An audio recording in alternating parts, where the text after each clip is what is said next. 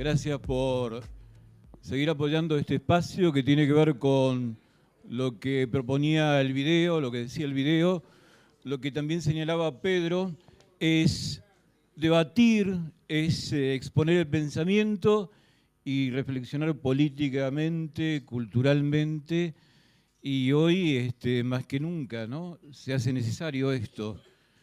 Pero también es importante porque tenemos una figura destacada con amplia trayectoria como es Horacio González. ¿Qué decir de él? Escritor, ensayista, docente universitario, militante. Y bueno, con él también pensar la Argentina de hoy. Lo que estuvimos viviendo en estos últimos, en este último tramo, en esta anomalía que se dio a partir de 2003, y también lo que estamos viviendo ahora, ¿no? Esta situación y este contexto tan terrible que nos desgarra. Bueno, pero pensar para accionar, de eso se trata. Horacio, bienvenido, gracias por haber aceptado la invitación y estar hoy aquí en el SADOP, en el Solar de las Artes, que es el Centro Político y Cultural del SADOP.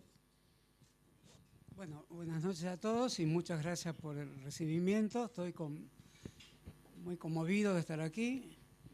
Antes fui a visitar el viejo cine que ha sido recuperado por el sindicato. Me parece también que nadie puede dejar de conmoverse cuando ve un viejo cine, donde, según me han dicho, se estrenó la película Los Inundados de Fernando Birri. Es decir, uno es recibido con el cariño que ustedes manifiestan y también es recibido por muchos nombres, por las calles de esta ciudad, una vieja confitería que recordaba haber ido alguna vez. Entonces uno es recibido por este presente tan caluroso, que agradezco mucho, y es recibido por el pasado también, por la memoria de la Santa Fe, que apenas conozco, pero no es que no la conozca. Y si además hay un viejo cine recuperado de por medio, con la promesa de que ahí ocurran nuevas actividades, me reafirma mucho más en la idea de que los sindicatos argentinos, que tienen una vastísima y compleja historia, que no han abandonado su sentido de lucha y compromiso, tienen hoy un papel extraordinario en la recomposición del movimiento popular argentino. Me lo reafirma esta concurrencia, me lo reafirma lo poco que hablé con los compañeros del SADOP, y me lo reafirma también algo que no queremos ninguno de nosotros dejar de lado, que son viejas convicciones, a veces pedazos de viejas convicciones, a veces aunque sea una amiguita de una vieja convicción, pero a partir de eso se recobra el presente, se recobra la posibilidad de un futuro y nos recobramos como sujetos políticos y activos. Eso me parece que partiendo hasta de una amiguita no solo no es poco, sino que es lo que nos mantiene vivos. Vivir no es otra cosa, me parece, que poder realizar este tipo de encuentros donde todos tenemos donde alguna vez se tiene la fortuna imposible de describir, de poder manifestarnos, y en este caso que se lo haga con un reconocimiento que obligatoriamente pone nervioso a quien lo recibe. No es posible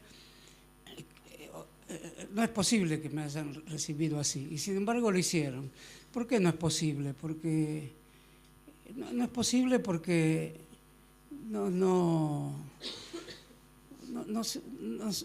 podemos pensarnos como creadores de núcleos que permanentemente se acunan en visitas egregias. Somos nosotros mismos esa visita. El que tiene la fortuna que tuve yo esta noche de que se me mencione un breve trazo de una vida y tengo la obligación de considerarlo así, es un milagro del movimiento popular argentino, es un milagro de todos nosotros. No podemos considerarlo de otra manera, si no sería mera vanagloria y sería no imaginar adecuadamente las formas de pensarnos a nosotros mismos en el conjunto de la vida popular.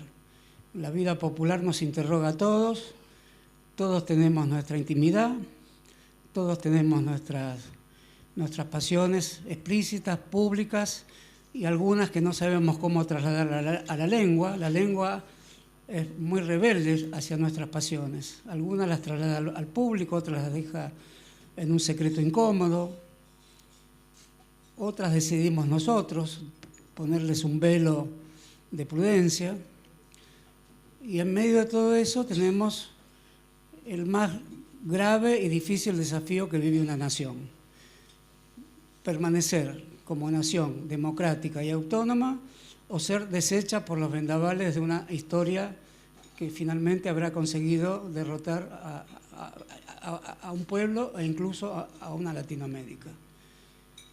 Como ven, pasé de la amiguita y de la intimidad a una frase que tiene una extensión enorme y que sirve para asustarnos bastante, porque aumenta nuestras responsabilidades y la responsabilidad reconstitutiva del pueblo argentino, que es ese el tramo en el que supongo que tenemos que atravesar, ¿no? Horacio, bueno, ya volvemos a eso. Estuve largo, ¿no? No, está pero muy bien. Me emocioné. Está muy bien, está muy bien. Y por esa emoción y por esos milagros del movimiento popular, vamos a brindar, Bueno. ¿te parece? Salud para todos. Brindamos con Horacio, emocionado por este recibimiento y emocionados nosotros por tus palabras. No te voy a preguntar por tu vida, por tus comienzos, por tu biografía, porque tenemos un límite horario. Y acá también estamos con ganas de pensar el presente y el futuro. Y esto que había utilizado como presentación Pedro, esto de tomar la frase que dijo Cristina en ese discurso que vos elogiaste desde página 12, esto de no me arrepiento de nada. En ese artículo vos mencionás que era el discurso necesario y que además se entroncaba con otra serie de discursos que tenían que ver con nuestra historia. Mencionaste, por ejemplo, a Lisandro de la Torre, mencionaste a Cook también. ¿Los discursos son meras palabras o los discursos transmiten ideas, concepciones, hasta podríamos decir estéticas, fuerzas, utopías? ¿Por qué la importancia del discurso? Bueno, no voy a decir nada nuevo en la estación Palabras. Efectivamente, me parece que la vida política se desarrolla y se coloca en términos de su plenitud solo a través de discursos. Y si esos discursos pertenecen al régimen de los discursos capaces de mover la gran argumentación política y mover las emociones, entonces ahí comenzamos a pasar a ser no los que continuamente se incomodan porque hay retórica o basta de discursos, pasamos a ser los que subimos un escalón más de la conciencia política, porque los que reconocemos que no habría acción política, ni habría comunidad política, ni habría capacidad de encuentro político si no nos enhebraran palabras comunes. Y no solo eso, si esas palabras no fueran como estuvieran puestas ante el tacto del orador público. El orador público es una suerte de artista, no podemos considerarlo de otra manera. Toca las letras como un pianista toca las notas de un piano. Y en ese sentido me parece que la oratoria pública, que la Argentina tuvo una historia muy destacada, basta pensar en Alem, ¿no? En Irigoyen. Irigoyen no era un orador público, pero hizo de su no oratoria una fuerza. Pero Perón, obviamente, Alfonsín, Evita, hay que pensar en la oratoria de Evita, tomada de la radio de los años 40, es decir, de la nota interna de dramatismo que tiene la radio de aquel momento, de las grandes radionovelas. Hoy un poco en la televisión se ha perdido esa nota de angustia íntima que tenían los discursos de las actrices de los años 40. Evita viene de ahí. Y respecto a, digamos, no hay ninguna acción pública política que no esté entretejida y amasada en palabras que son susparantes, son aquello con lo que se lucha y aquello por lo cual se lucha. Luchamos también para, lo sabemos bien cuando se dice en la jerga habitual del político, instaló la agenda, puso tal tema, con eso han ganado elecciones, con eso nos están oprimiendo. Instalar la agenda parece algo inocente dicho por el Ejecutivo de una caramelería, y sin embargo es un conjunto de hipótesis que se tratan en gabinetes muchas veces especializados en tecnopolíticas o en tecnologías de las creencias, y finalmente la palabra es una materia prima amasada en fórmulas de coerción. Por eso es solo a través de las palabras que la coerción se debe tornar un clamor contra la servidumbre. Están en las palabras las formas de servidumbre y de libertad. En ese sentido, podemos hacer una historia de la Argentina en relación a cómo se usó la palabra pública en términos de libertad o de servidumbre. Y estos tiempos que corren son precisamente tiempos donde el enorme aparato comunicacional que prácticamente cubre, no diría todo el país, todo el mundo, cubre todas nuestras acciones lingüísticas, que son acciones materiales, no son acciones que cometeríamos el error de juzgar meramente etéreas, que dicha la palabra se deshace un clima que se había creado y pasamos a enhebrar otras palabras que nada tienen que ver con lo anterior. Hablar por teléfono, mandar un mail, ver televisión, estar en un lugar como este, ir a una clase en la universidad o en la escuela pública, son todos lugares constituidos a través de palabras, de lucha de palabras y de sujetos de las palabras, que somos todos los hablantes. El hablante es una persona que juega en el habla su soberanía, su intimidad, su capacidad de reflexión, su capacidad de convicción, su capacidad de, para emplear una vieja palabra del peronismo, su capacidad de prédica, que es una palabra del peronismo, sí, pero también de las grandes tradiciones oratorias de la humanidad, porque buena parte de las palabras que estamos usando, y sobre todo hoy, que parecerían depender de la estructura de los medios de comunicación, que son tecnologías muy sofisticadas. Y lo prueban los servicios de informaciones, que son organizaciones en torno a la captura de palabras. Sin embargo, los arcaísmos son los que predominan. Por ejemplo, el arrepentimiento es una expresión de naturaleza bíblica. Casi todas las palabras que están siendo empleadas hoy como palabras coactivas tienen una resonancia. La palabra corrupción, que es la palabra maestra que reúne a su alrededor un archipiélago de palabras, de creencias, es una palabra de la Biblia. Una palabra está destinada a conmover porque asociada a ella hay palabras como bóveda, como cripta, como bolso, etcétera, que son palabras que tienen fuertes connotaciones vinculadas a la muerte.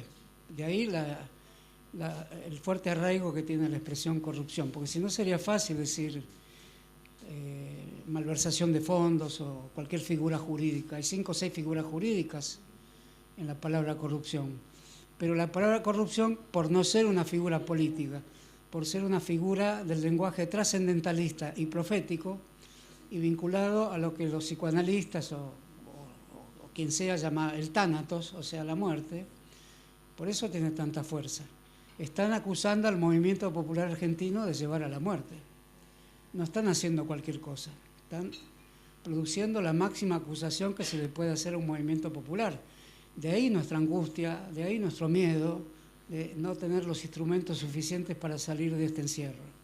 Se nos está acusando de que llevamos a la muerte, de ser los transportistas de la muerte. Eso es el corrupto. Aquí hay un juez, que hay figuras jurídicas, que hay simulacros de figuras jurídicas. Lo jurídico nace de la tragedia griega, por eso también en lo jurídico hay un rastro de tragedia. Y lo jurídico está en la Biblia. La Biblia es un texto, como ustedes saben, es un texto religioso, pero es un texto que tiene planos jurídicos. Continuamente hay juicios en la Biblia, son juicios de Dios. Hoy es un juicio de alguien que tiene en su nombre algo parecido, Bonadío. Pero no es nuestro Dios.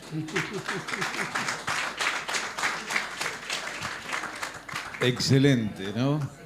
Cómo también las palabras y hasta los apellidos pueden descubrir el relato que se está construyendo. Un discípulo tuyo que estuvo en Estación Palabras, cuando todavía Cristina estaba en el gobierno y había otros líderes latinoamericanos que también estaban en el gobierno, Eduardo Rinesi, un tal Eduardo Rinesi, no sé si te suena. El tema discipular también le haría mucho para... Bueno, fue alumno mío. Ahora claro. yo soy, si hubiera discípulos, yo soy ahora el discípulo de Rinesi. Bueno, él te mencionó, pero muchas veces en la charla que tuvimos. Y hablando de estas utopías populistas que surgían en América Latina, por eso te sitúo hace 4 años atrás, ¿no? Mencionaba también la retórica y la construcción de la discursividad de estos líderes, Lula, Chávez, y señalaba algo en aquel momento que era muy prudente señalarlo, pero que tal vez también nos atemorizaba, como nos atemorizó esto que dijiste vos respecto de lo que puede llegar a suceder con nuestra nación. Decía que eran relatos necesarios, construcciones épicas importantes, trascendentes, pero a la vez convivían con la fragilidad, esos relatos de que esa situación discursiva se podía ir de un día para otro, podía caerse, deconstruirse. Y vemos que eso también ocurrió o está ocurriendo en muchos países, y lo que estamos viviendo en este contexto presente, y no era tan esperado. Imaginábamos, sí, un gobierno hacia la derecha, pero deconstruyendo todo esto que llevó años estar llevando adelante con políticas inclusivas, nos parecía que no iba a suceder. ¿Dónde está la solidez? Bueno, por eso parecería riesgoso darle tanta importancia a las palabras. De ahí la advertencia que muchas veces se le dirige a un orador: basta de palabras. O la advertencia que se le dirige a cualquier político. Al Papa mismo, ayer un obispo le dijo: basta de palabras, hechos, le dijo al Papa. En realidad es obligatorio plantearse ese problema, porque no podemos suponer que todo lo que llamamos la realidad esté compuesta por un tejido de palabras. Evidentemente hay, todo el giro de la filosofía de los últimos 50 años le concedió materialidad a las palabras. Se habló de la materialidad del lenguaje y en eso prácticamente se jugó la filosofía occidental en las últimas décadas, al punto de tener grandes filósofos que solo pensaron en términos de que ninguna acción dejaba de serlo ninguna acción dejaba de estar acompañada por palabras que la producían. Es decir, la acción se definía como una acción hecha y amasada a través de un tejido lingüístico. En eso coincidieron las grandes filosofías pragmatistas norteamericanas con las filosofías de constructivistas europeas, es decir, hacer cosas con palabras. De todas maneras, tenemos que tener cierto escepticismo respecto a que hay decisiones de lo que llamamos la realidad que es cada vez más complejo definirla en el mundo, porque efectivamente ninguno deja de pasar la realidad por un equipaje simbólico diverso, lo quiera o no lo quiera, pero evidentemente hay una fragilidad en las construcciones históricas, y esa fragilidad no solo puede estar relacionada a hacer un mal discurso o a emplear malas palabras. Evidentemente tenemos que seguir pensando como las grandes tradiciones del pensamiento crítico del siglo XIX, incluso el marxismo aquí, que es que hay fuerzas productivas en el mundo. No podemos imaginar un mundo sin fuerzas productivas exteriores a la lengua. Lo que ocurre hoy es que las fuerzas productivas en gran medida actúan en el interior de la lengua. Eso no fue previsto ni por Proudhon, ni por Fourier, ni por Marx, ni por Engels, ni por Bakunin, ni por Lenin, por ninguno de los revolucionarios de las revoluciones pasadas.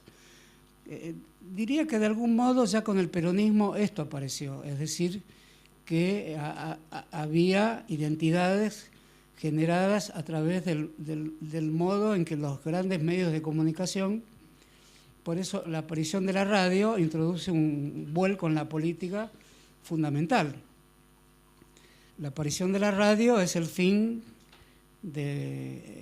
hacia los años 20, digamos, está relacionada con los grandes movimientos de masas. Lo que llamamos movimientos de masas son todos contemporáneos de la radio. Vamos a decir cuáles: el fascismo, de algún modo la Revolución Rusa es un poco anterior a la radio, pero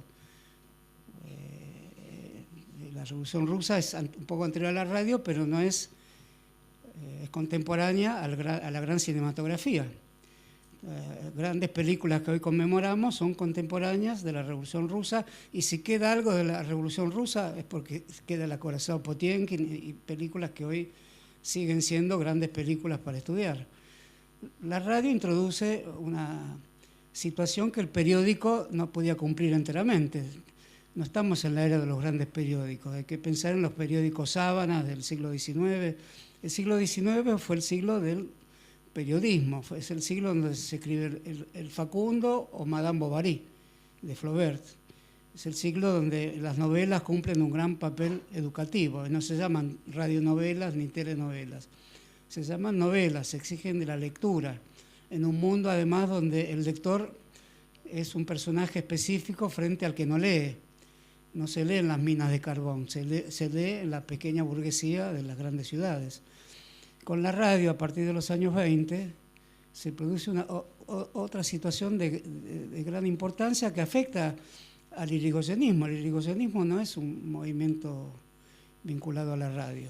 A Irigoyen no le gusta ir a la radio.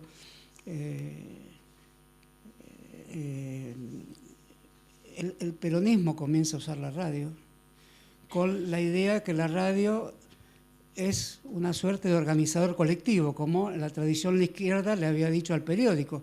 ¿Cuál es la gran frase de Lenin? El periódico es el andamio del partido y el partido es el organizador colectivo.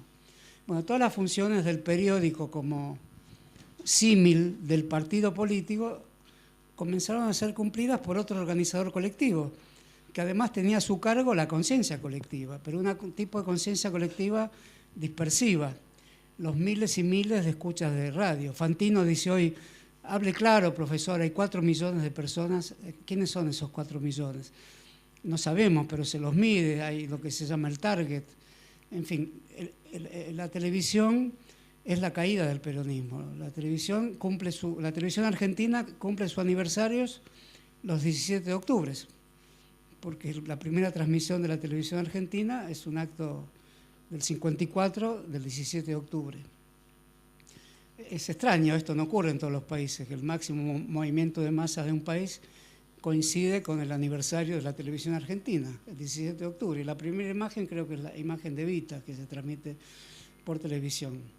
Todo el peronismo en el exilio convivió con el grabador geloso, con las cartas, la correspondencia Perón-Cook, que es extraordinaria, hay que mencionarla porque acá tenemos muchas versiones de la historia, me imagino los compañeros aquí presentes valoran el peronismo, valoran el kirchnerismo, saben lo que es la izquierda, saben dialogar con la izquierda o son de izquierda dentro del movimiento popular. Imagino todas esas variedades o incluso dentro de otros movimientos que no se reconocen en la tradición nacional y popular. Todo eso está en la correspondencia Perón-Q, que es el diálogo entre, como si Napoleón dialogara con Lenin, y son cartas, es un instrumento de comunicación desaparecido.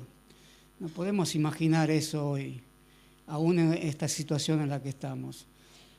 Pero de todas maneras el peronismo se lo ingenió en la era de Guarmestre. Hay que recordar que la televisión argentina fue fundada por un empresario de un país más evolucionado en cuanto a la televisión que la Argentina, que era Cuba. Pero era la Cuba anterior a la revolución del 59, que pasó a ser un país que dependió de un pequeño periódico llamado Granma y con una televisión arcaica, hasta hoy, hasta estos últimos años donde esto se ha modificado. El peronismo fuera del poder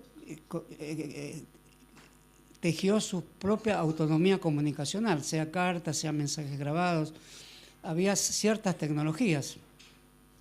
Por eso la reflexión sobre si un movimiento social y popular de envergadura tiene que depender de los medios o no es una discusión siempre abierta. Es conocida la frase de Perón que el peronismo surgió sin los medios, cayó con todos los medios a su favor, pero yo pondría un poco en duda esa frase, porque cuando Perón dice esa frase, los medios del 55 no eran la televisión, era el diario La Nación, el diario La Prensa y el diario La Razón, los tres diarios más grandes del país y con más trayectoria.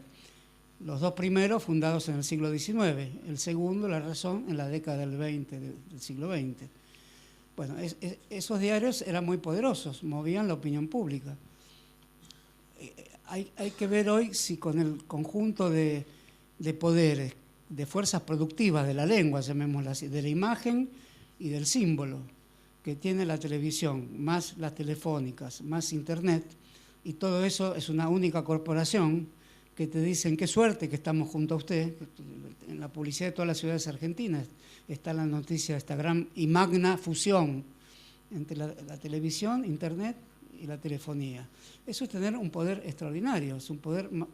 Si tomamos la frase de Lenin, de que el partido tiene su andamio en el periódico, las grandes discusiones anteriores a la Revolución Rusa se daban en el seno de la redacción del periódico. Aún hoy ocurren periódicos partidarios, pero son como discusiones antiquísimas. Se divide el comité de redacción y se divide todo. Y imagino que en la redacción de Clarín puede haber discusiones, puede haberlas, pero en realidad por encima de todas las redacciones y las discusiones de ideas hay un fenómeno que no es fácil de describir, que es la agenda del día, el modo de organizar la inteligibilidad general de una sociedad. Me permito explicar lo que dije, que de todas maneras se entiende. Hay un nivel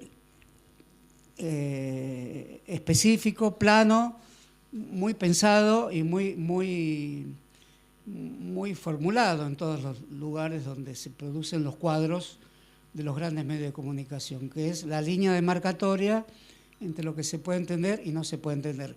Por supuesto, nadie es un mago que al trazar ese horizonte, que es el horizonte educativo de una sociedad finalmente. No es la escuela ya, tampoco, la escuela puede disputar y se le reserva a la escuela algo difícil de definir porque es el último resto de las grandes civilizaciones. Por eso no tenemos que permitir que en nombre de nuevas tecnologías de la enseñanza desaparezca la escuela. Eso es lo que es el neoliberalismo. Lo que sí hay que hacer es que las tecnologías vayan a la escuela, con la escuela en un papel protagónico, definiendo qué papel deben tener las tecnologías, no al revés. Por eso el nivel de inteligibilidad de una sociedad no la traza un filósofo, digamos. No hay un Kant en la Argentina, hay un Alejandro Fantino, que traza el nivel de inteligibilidad, un Lanata. Son personas, muchas de ellas que vienen de experiencias diferentes de tipo idiomático. Muchos de ellos intentaron la vía literaria. No es raro encontrar escritores que les fue mal como escritores.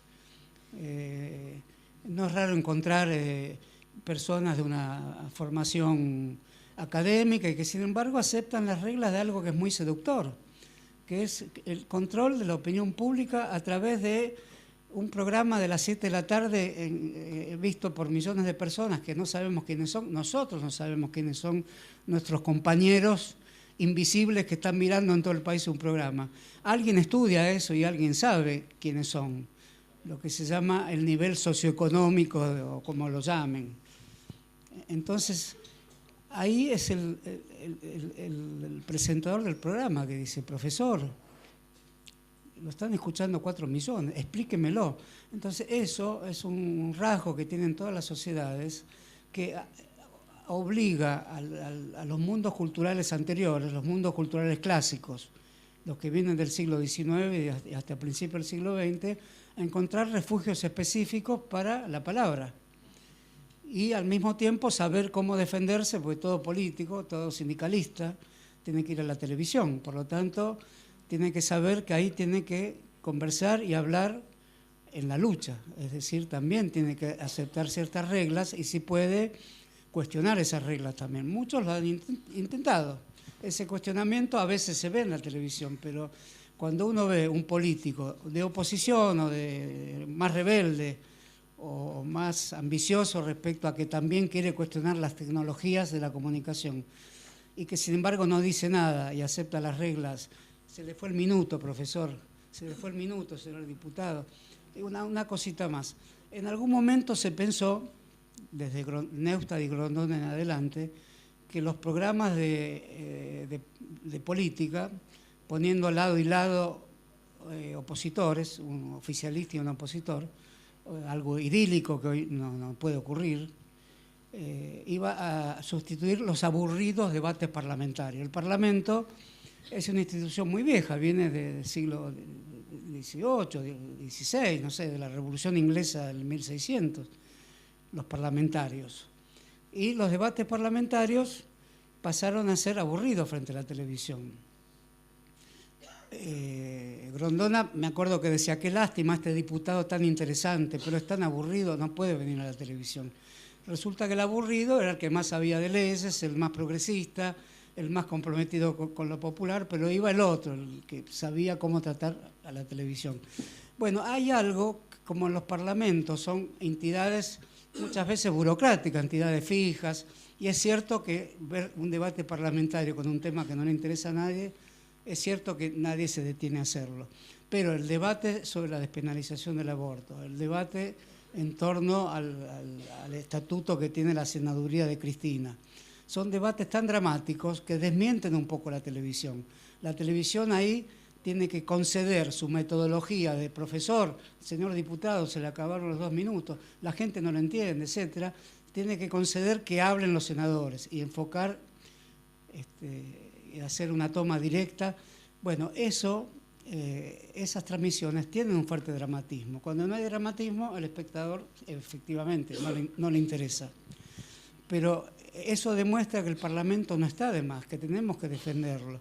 Otra cosa es el pobre nivel que tienen nuestros representantes, porque tanto hinchó la televisión, tanto hincharon los presentadores de las 7 de la tarde, el locutor, el Grondona, el Neustadt y hoy todos los Leuco, etcétera, de que si no se entiende, si no esos millones que escuchan no van para ningún lado, de que efectivamente moldear como si fuera una arcilla recién salida del horno a sujetos nuevos que tienen que saber que lo que se entiende y no lo se entiende, no lo decide ni siquiera papá Leuco, lo decide el hijo de Leuco.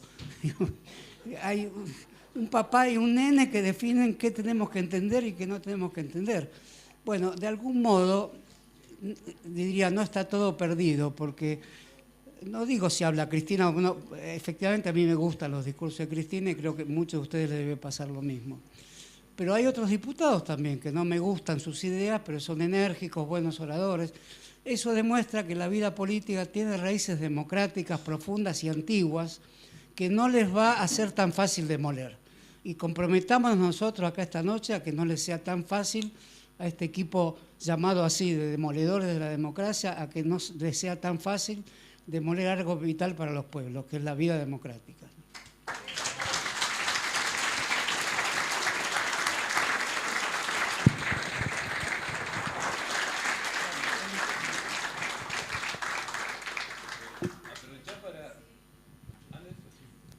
Aprovecha para tomar un vino, así yo puedo enhebrar una pregunta y tomar algunos de los elementos de tu discursividad última. No, vos hablaste primero cuando hablábamos precisamente del discurso de Cristina, hablaste de la historia que hay de grandes oradores, pero a renglón seguido mencionaste también la discursividad de los grandes medios, la manipulación de los medios. Esto que ya, bueno, tu tema tiene que ver con teoría de la estética, ¿sí? Sí, Adorno hablaba de la manipulación de los medios, de la cosificación del ser humano en el capitalismo y demás, del ciudadano en el capitalismo.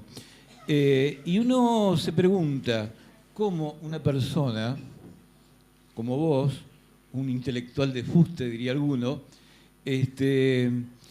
a pesar de lo que dicen algunos críticos de que el peronismo no ha tenido intelectuales, vos te suscribís como peronista y conviven en vos tanto el proyecto de comunidad organizada de Perón como, qué sé yo, la Escuela de Frankfurt, por ejemplo, con Adorno y otros. No me tomes como ejemplo, te diría, Leonardo Fabio es uno de los grandes directores, hay que compararlo a Bresson, el gran director francés.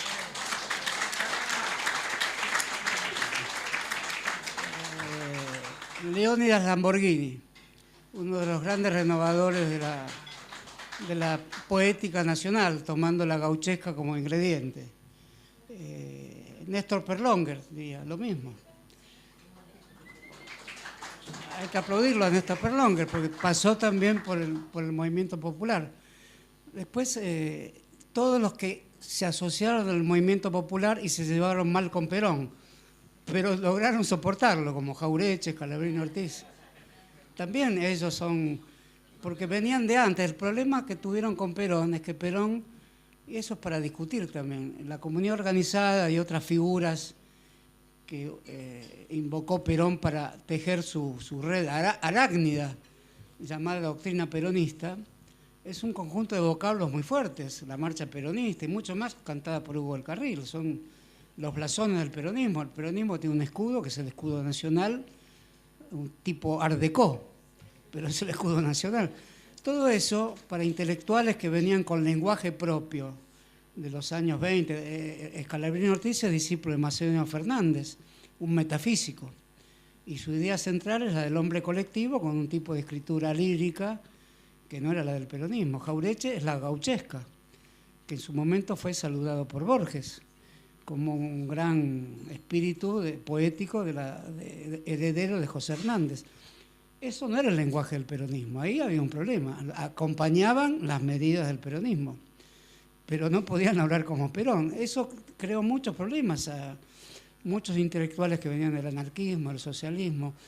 El caso de Scalabrini Ortiz, que venía del modernismo, influido por Rubén Darío incluso, de los años 20.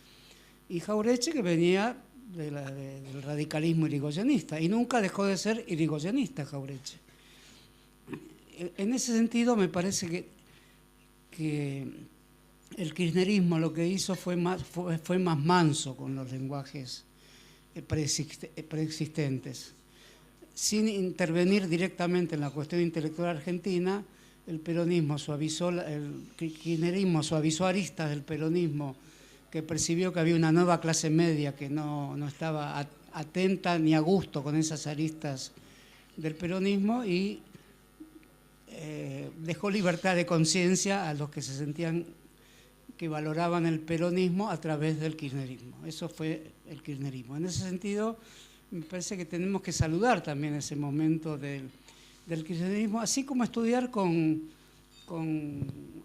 no se ha cerrado el ciclo de estudios sobre cómo constituyó Perón lo que se llamó después peronismo, porque en realidad Perón intervino de una manera muy drástica en la tradición cultural argentina, pero muy drástica con las lecturas de Clausewitz, que hasta era de cadetes del ejército. Y Perón fue profesor de historia militar, de ahí sus citas de Jenofonte, Plutarco.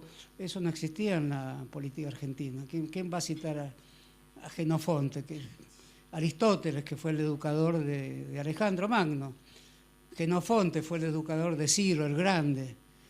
Todos esos son los personajes de Perón, y sobre todo Clausewitz, el gran teórico austríaco de la guerra.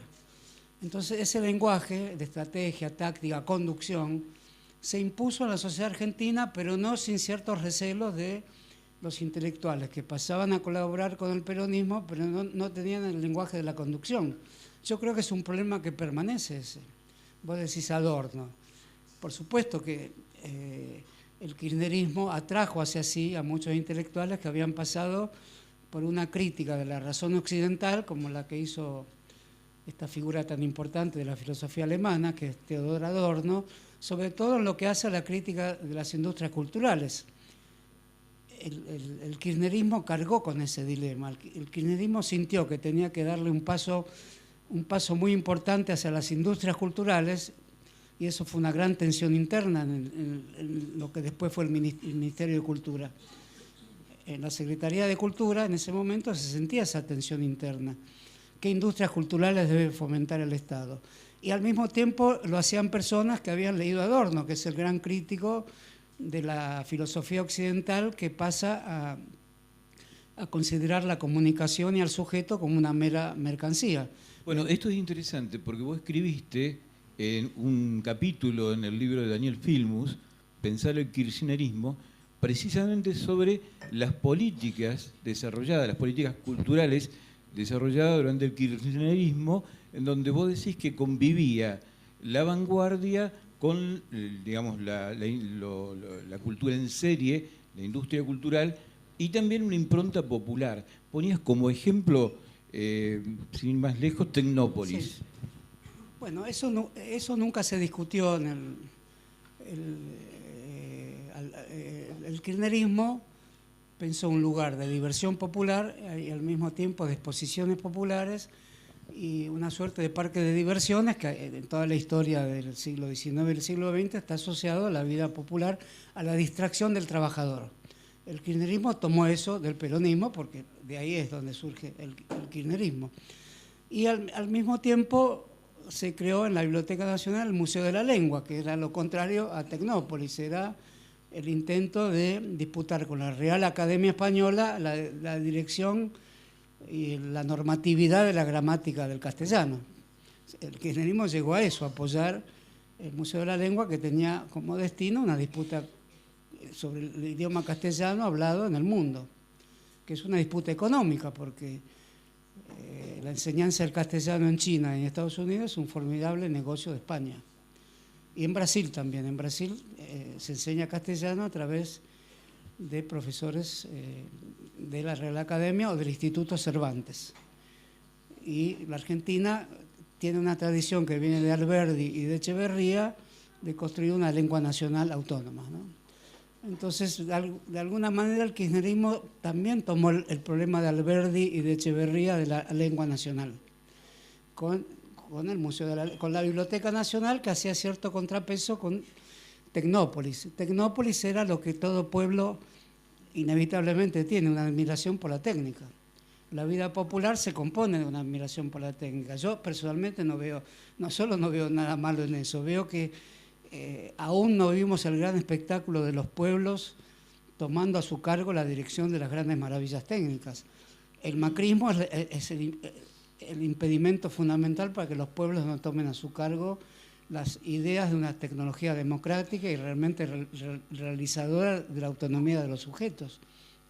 Por eso la discusión sobre las industrias culturales en el kirchnerismo fue muy fuerte, porque no se quería abandonar el dictamen fatídico que había hecho la llamada Escuela de Frankfurt en los años 40, cuando empezaba la televisión, de que incluso Adorno hablaba de que el oído se perturbaba o se retrogradaba con el jazz. Adorno era un enemigo del jazz. Hoy el jazz es una música de culto. Frente al reggae, el jazz es como Beethoven o Schoenberg. Los amantes del jazz hoy son amantes que consideran que hacen parte de un culto.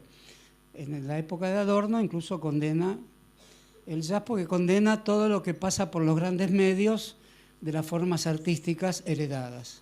Bueno, hoy no nos podemos permitir eso, pero al mismo tiempo tampoco nos podemos permitir no discutir la relación tecnología y vida artística. No nos podemos permitir que no se discuta eso. Y los ministerios de cultura del kirchnerismo, desde Di Tella en adelante, son todos personajes que no tenían nada que ver entre sí. Di Tella con Cosia, Cosia con Teresa Parodi con Nun.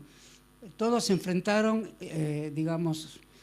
todos nos enfrentamos con este tema sin estar debidamente preparados, porque ni el peronismo lo había discutido, porque Perón le interesa, como militar le interesaba fabricar aviones en Córdoba, fabricar represas, fabricar automóvil, incluso la experiencia fallida de la isla Huemul, de alta tecnología.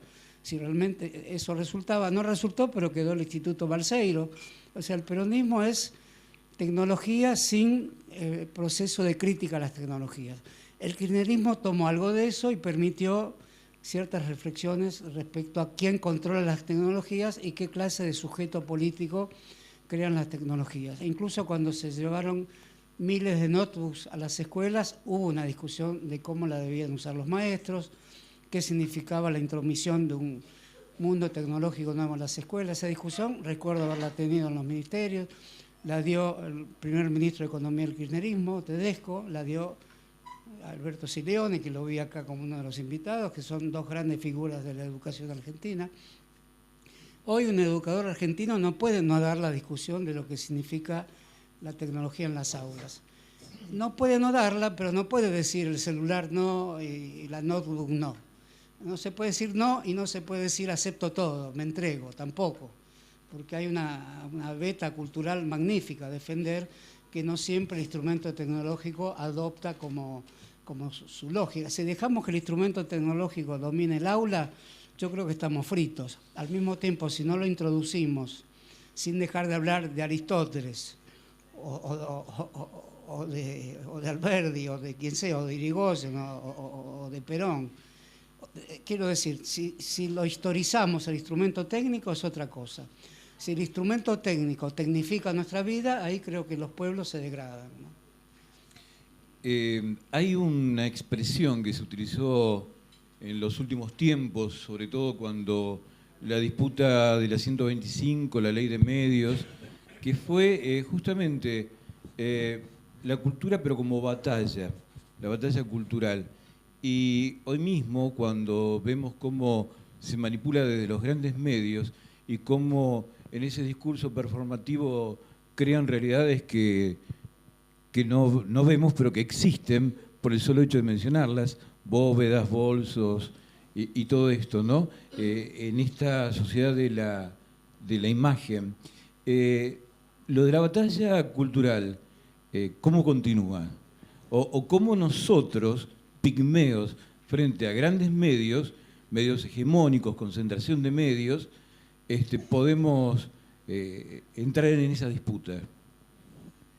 Bueno, entramos llamándola batalla cultural. No sé si era acertado ese término. Si lo hubo, evidentemente hubo un ganador y no fuimos nosotros. Eso es evidente. Yo he cuestionado el modo en que en muchos aspectos un gobierno popular, incluso pasó en Venezuela, pasó en Brasil con Lula, tomaba el modo en que se designan en Silicon Valley, en otros grandes centros tecnológicos del mundo, designan lo que hacen como una sociedad del conocimiento o una sociedad de la información. Esa designación es una designación muy benevolente hacia las tecnologías del software. Hoy hay un software para cualquier cosa. Y eso supone cambios de hábitos muy revulsivos, digamos, la intromisión de Amazon.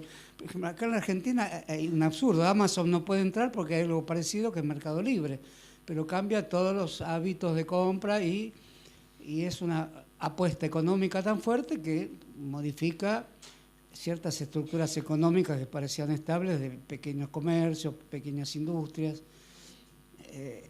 Llamar a eso sociedad del conocimiento es una terminología que me parece inadecuada. Es como decir, olvídense de cómo definían la sociedad antes, como ciertos conflictos, compromisos gremiales, compromisos políticos, un Estado que podía tener aspectos interesantes si intervenía a favor de la población y poco interesantes si se convierte en represivo o en ajustista. Bueno, olvídense de eso, hay una sociedad de la información y hay una sociedad del conocimiento. Y uno dice, qué bien, si la sociedad es del conocimiento, ¿dónde me tengo que anotar? Quiero ser de esa sociedad del conocimiento yo.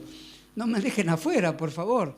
Bueno, esa sociedad del conocimiento es una sociedad del conocimiento que entraña muchas fuentes de sumisión, muchas fuentes de confiscación de la lengua, de las lenguas nacionales, muchas,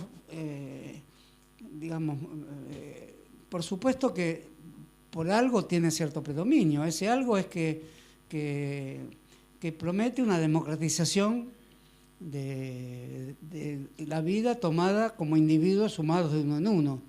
El neoliberalismo sería la manifestación política correlativa a esa sociedad del conocimiento, que es la apología de las grandes máquinas informáticas y por lo tanto es la apología de los gobiernos convertidos en grandes servicios de información y los servicios de información pública convertidos en servicios de información secreta que controlan la vida de las personas. No son los viejos servicios de informaciones de las viejas novelas policiales, son datos que uno mismo entrega cada vez que entra en la sociedad del conocimiento. La sociedad del conocimiento es cómo nos conocen respecto a las fórmulas que tienen para captar nuestra capacidad de suministrar consumo a las mercancías en este gran arsenal de mercancías comunicacional que se convirtió el planeta. Por lo tanto, conceptos que han sido adoptados por los movimientos populares. Yo le escuché a Cristina diciendo, estamos en la sociedad de la información. O sea, peronismo, kirchnerismo, que son entroncamiento que no digo que sea fácil, pero que es nuestro movimiento popular, con todas las incorporaciones y vetas que puede tener hacia el centro-izquierda, a la izquierda, como sea. Usamos libremente este tipo de conceptos, que son conceptos adecuados a manifestar quién tiene, por decirlo así, la hegemonía en el mundo. Entonces, mal puede un movimiento del conocimiento, tiene fuertes promesas, todos vamos a conocer. ¿Qué vamos a conocer? ¿Cómo vamos a conocer? No se han acabado los problemas filosóficos, no se acabó la voz humana, no se acabó la clase con el maestro y los alumnos, no se acabó las incógnitas del mundo, no se acabaron las dificultades de aprendizaje, no se acabó el maestro que lucha por saber si puede o no hacer frente a una clase, que es un vastísimo drama de todos los que dimos clases. Y no se acabó el alumno que tiene que elegir entre consultar su celular o escuchar la clase de un profesor supuestamente aburrido. Ese drama hay que tratarlo de otra manera. La sociedad del conocimiento nos dice, olvídate, ya está todo hecho. Por eso no precisan más escuelas, no se animan a decirlo. La televisión todavía no se anima, la televisión y sus sucedáneos, no se anima a decir, cuando invitan a un profesor, dice, ilústrenos, profesor, ayúdenos a pensar, dice Leuco a un supuesto economista que invita, ayúdenos a pensar. La televisión no precisa que nadie le ayude a pensar, piensa por sí mismo. Lo que sí no se anima a dar el paso final, que es producir sus propios intelectuales, que los tiene absolutamente, son los que mencioné, son los intelectuales de la televisión. Sí, son ellos, pero no se animan a decirlo. Todavía producen la ficción de que hay una universidad, tienen que llamar a un profesor de Derecho, a ver, ilústrenos, señor, si el Código Penal, la figura del arrepentido, es una figura correcta o coloca todo el sistema judicial en crisis.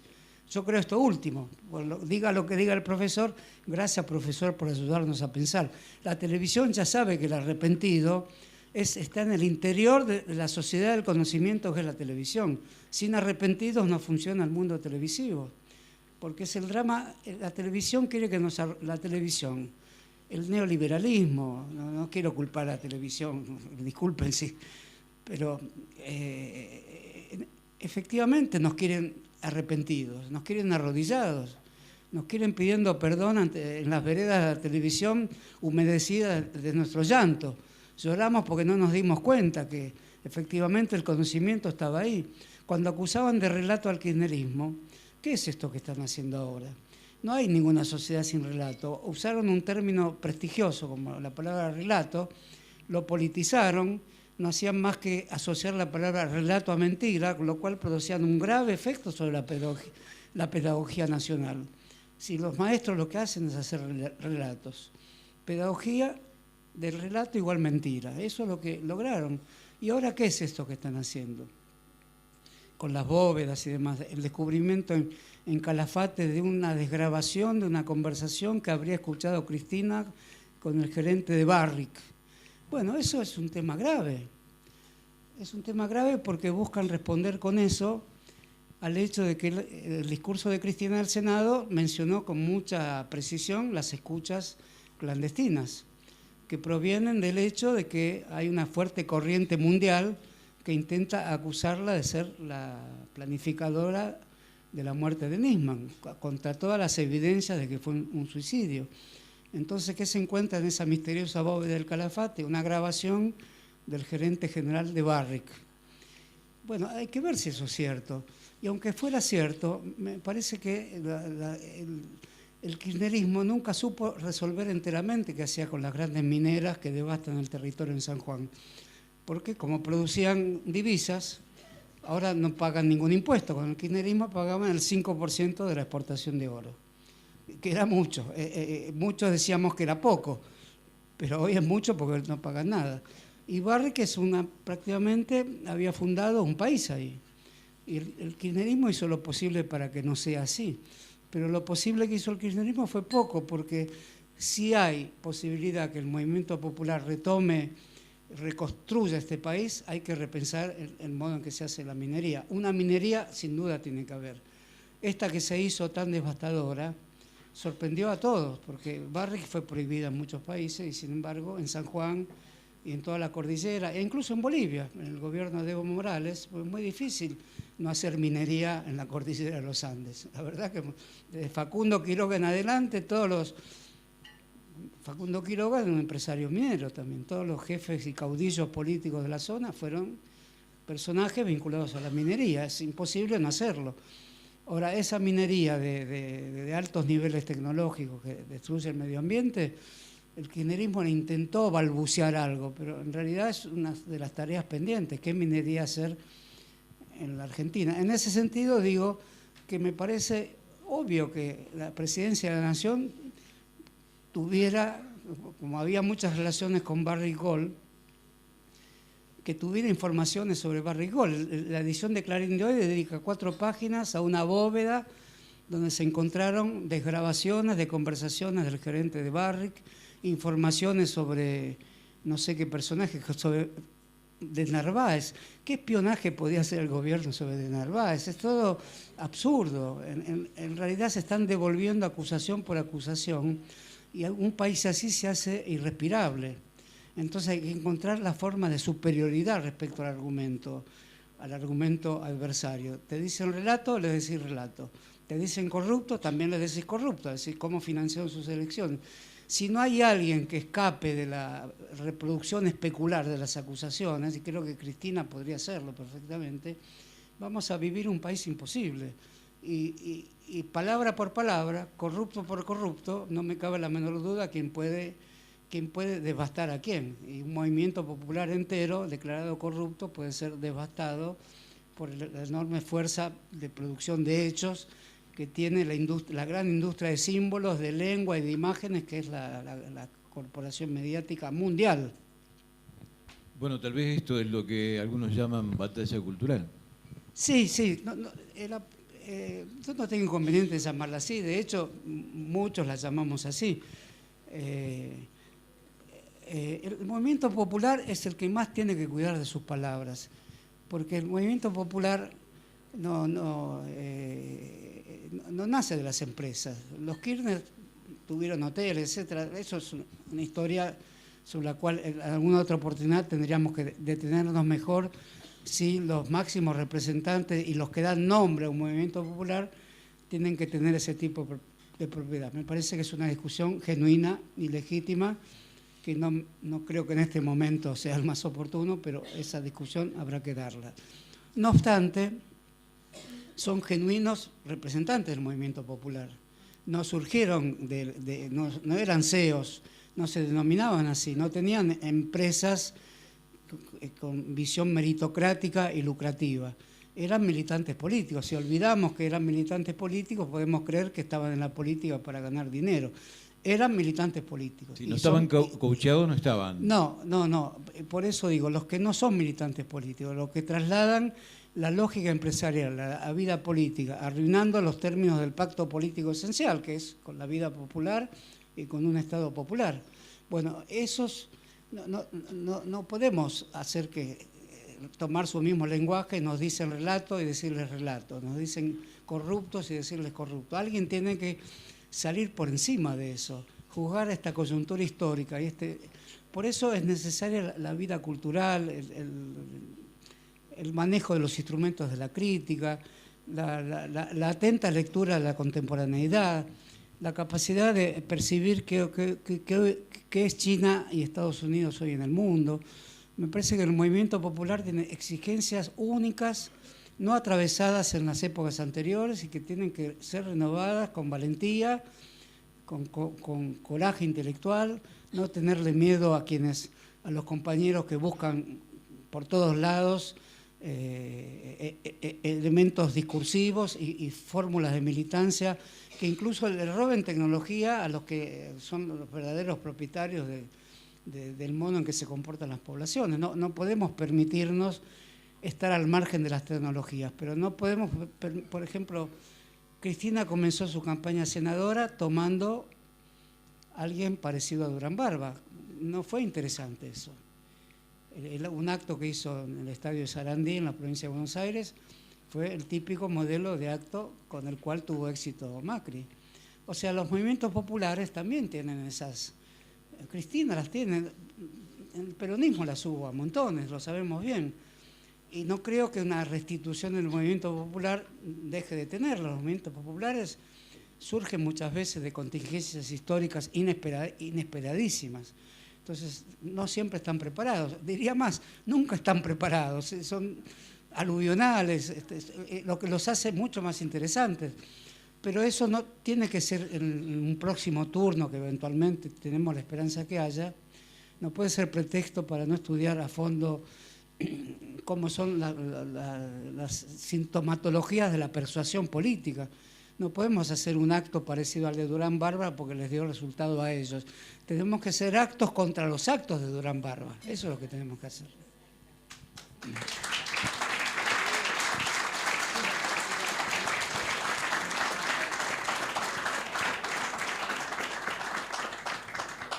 Bueno, y nosotros no vamos a imitar a Fantino ni a la televisión, vamos a abrir el debate de verdad y vamos a hacer circular el micrófono para que te pregunten, pero también para que opinen, porque este es un espacio de debate, de reflexión y no es un mero enunciado. Queremos que sea también parte de la propuesta, como un hecho real. ¿Dónde? ¿Por allá? Bueno, ahí pasamos el micrófono.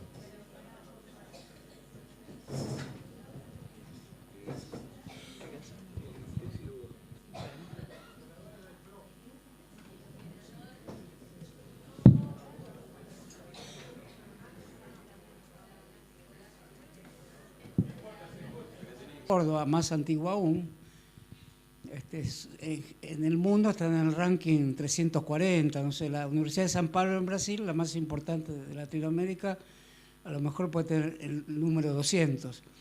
¿Quién hace esos rankings? Esos rankings después están vinculados a la calidad del título que dan las universidades. Vos sos doctor de la Universidad de General Sarmiento, digamos, provincia de Buenos Aires. Está en el ranking, debe estar en el lugar 400. Es una universidad nueva del kirchnerismo. Además, por kirchnerismo le bajan 10 puntos seguro. En China, en Estados Unidos le bajan 50 puntos. China todavía es más complaciente con experiencias raras. Yo fui testigo de cómo se fueron imponiendo instituciones como revistas con referato, modos de citar. Antes la Universidad Argentina citaba a la francesa, digamos, autor, editorial, año de edición, y si repetías la cita ponía idem de idem. Bueno, podía ser aburrido, pero era la cita francesa, la cita norteamericana, anglosajona, son códigos, ahora se encuentran al final de cada libro, se normatizó la enseñanza, se normatizó la producción de libros, la escritura. El CONICET es producto de eso. Ahora, dicho esto, digamos, ¿cómo encarar una reforma universitaria adecuada a la tradición argentina, que es la reforma universitaria, que es pensar los exámenes, no solo pensar Latinoamérica y, como dice la reforma universitaria, hacer un manifiesto a los hombres libres de Sudamérica, sino además Deodoro Roca, gran inspirador de la reforma universitaria, pensó los exámenes y condenó las formas de tomar exámenes y demás, que es un viejo tema. Acá somos muchos los profesores, sabemos lo que es un examen, qué es la autoridad en el examen, qué se gana y qué se pierde en el examen, mucho más esto último que lo primero.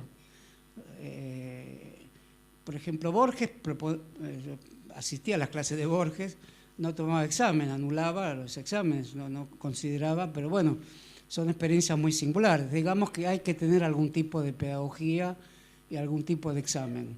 Los que hay hoy están todos normatizados, ya no por decisiones educativas nacionales, son fórmulas que están tomadas de las grandes universidades empresariales del mundo, sean chinas, inglesas o norteamericanas. Entonces, así como justifico y defiendo al CONICET enteramente, porque es un gran logro de los estudiantes y los profesores argentinos, también es cierto que el CONICET contribuyó bastante a que la universidad tuviera una única lengua, es monolingüista el CONICET.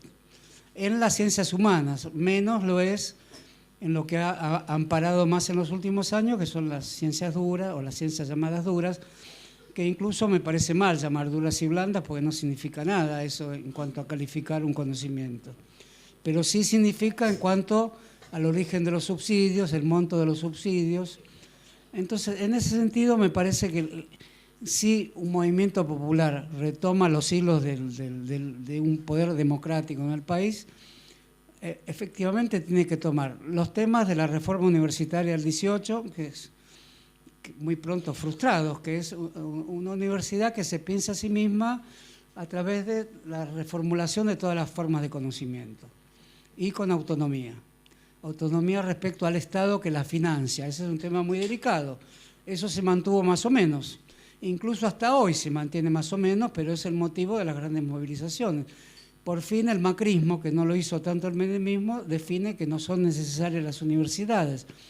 ¿Por qué? Porque los cuadros del macrismo surgen de las empresas, surgen de donde surgió el macrismo, de las ONG.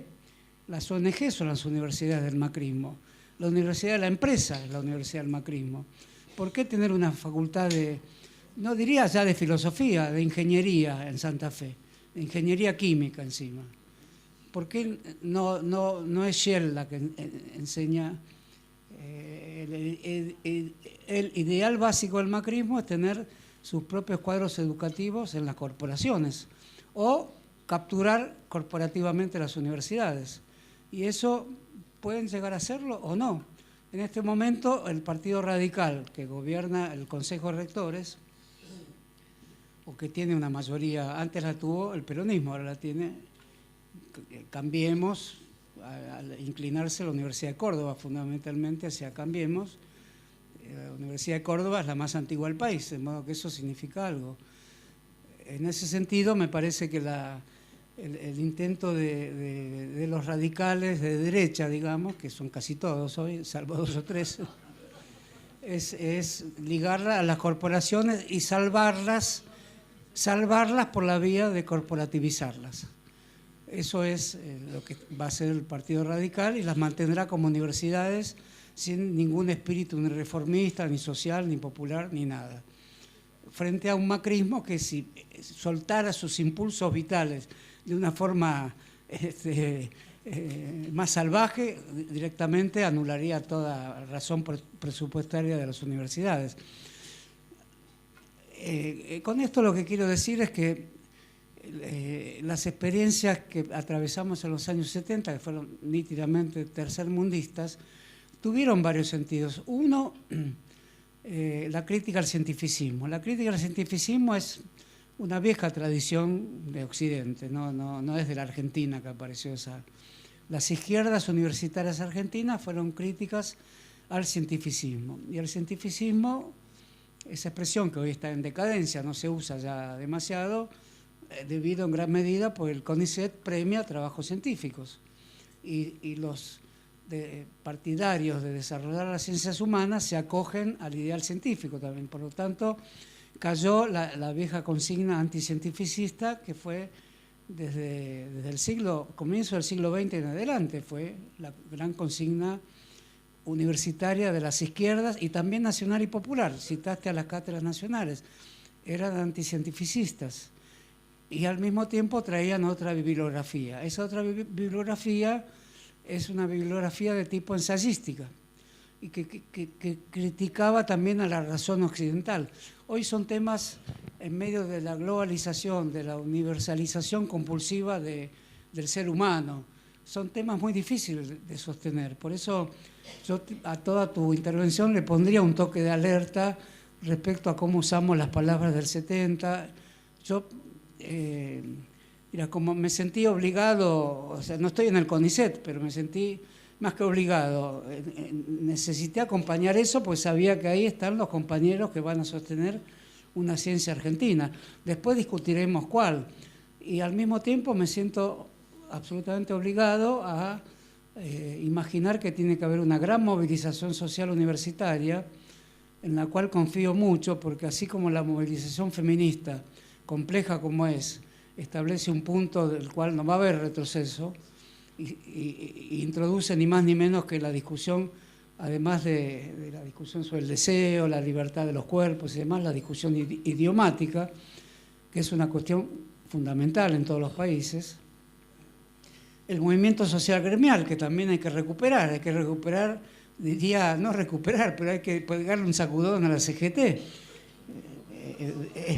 como mínimo, si me permiten acá los dirigentes de SADOP, un sacudón que haga posible que la CGT deje los cabildeos y se dé cuenta de lo que está pasando. Es decir, se den cuenta en público de lo que están pasando, porque en privado lo saben perfectamente. Y si reciben al Fondo Monetario, que sean más enérgicos en decir las cosas. O sea, no abandono el movimiento sindical argentino, de todas las gradaciones y de todas las formas organizativas. El movimiento de los trabajadores también no registrados o la economía popular, hay que darle importancia también. Tiene también su complejidad, está ahí la figura del Papa, que por supuesto también, ante el modo en que se la discute en el mundo, los que no pertenecemos a la Iglesia, pero sabemos que la Iglesia es algo que tiene milenario, que no podemos decir cualquier cosa sobre la Iglesia, también vemos con claridad que la propia figura del Papa está atacada por las críticas que le hizo al capitalismo, no por algunas tonterías que también dice nuestro amigo Bergoglio. Está atacada porque las últimas encíclicas fueron anticapitalistas, cosa que nosotros no hablamos en términos anticapitalistas tan fáciles hoy, porque no hay una audiencia en la Argentina anticapitalista. El Papa empleó esa palabra varias veces, incluso condenó a los aires acondicionados, como en el mayo del 68 en Francia. ¿Quién hace eso hoy? El Laudato Si es una encíclica que condena a los cómodos que usan. ¿Quién no tiene aire acondicionado aquí, no? Bueno, el Papa se dio el lujo de condenar como los... Sí, no, Macri también los condena. Macri los usa, pero también los condena. Sí, tenés razón. Bueno, los usa y los condena, pero digamos que decir esto era los estudiantes franceses del 68 que criticaban, ¿qué cosa? Criticaban el mundo convertido en mercancía, la comodidad burguesa y la muerte climatizada, como la llamaban.